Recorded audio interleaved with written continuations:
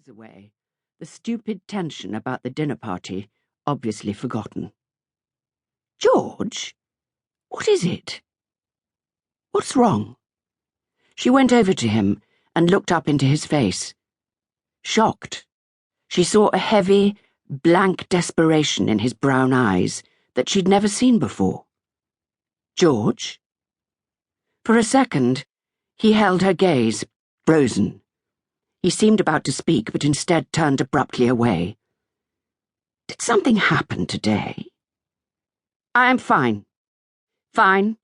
He cut across her question. "Nothing happened. What could happen?" She watched his face twitch and pull distractedly, as if he were trying to change his expression. Then he headed for the stairs.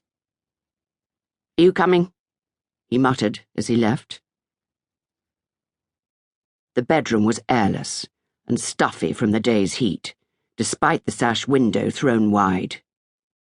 George turned to her as she sank into bed and drew his long finger across her cheek, her mouth, then brought his hand down slowly over her body in a determined gesture of desire. She didn't want him, but there was something single-minded about his caress that was hard to refuse. This was not love-making, however, nor did it seem to be anything to do with her. She could have been anyone. In fact, she had the odd feeling that neither of them was there, naked on that hot, damp sheet. It felt like a remote access engagement, mechanical, an anonymous exercise in sex. Then, without warning, George suddenly pulled away, throwing himself up and back against the wooden headboard, for all the world as if a scorpion had just crawled across the sheet. Jeanie blinked up at him in the darkness. "What's the matter? What is it?" Without a word, her husband leapt out of bed and snapped on the bedside light. He stood there naked, his arms clasped round his chest, staring down at his wife. It was all she could do not to recoil. His brown eyes were so cold, empty.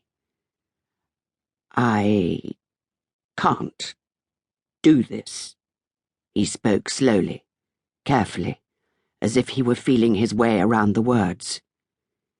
She reached towards him, but he held out his arm, palm angled towards her, fending her off, although she hadn't moved from her side of the bed. With the other hand, he reached down to pick up his navy pajama trousers, which he clutched to his body like a shield.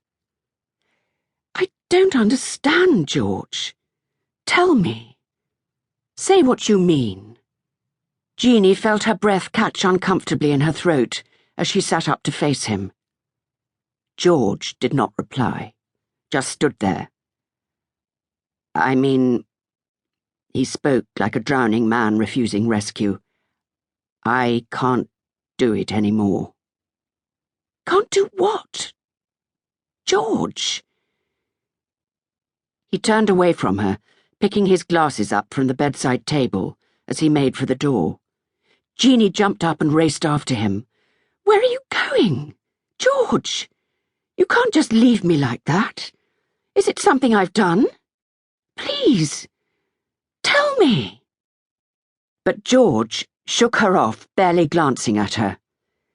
"I'll sleep in the spare room." "I can't do it any more."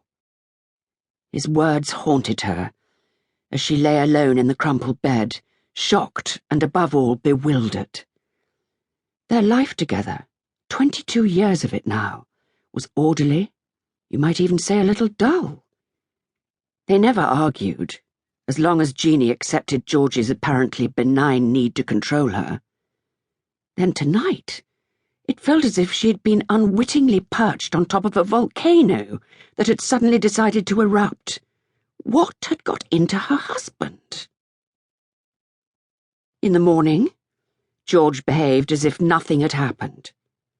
She came down to the sunny kitchen in her nightdress to find him laying out the breakfast cups and plates, the marmalade pot, the butter dish with its lid in the shape of a cow, just as he always did. "What happened last night?" She slumped, exhausted, at the kitchen table.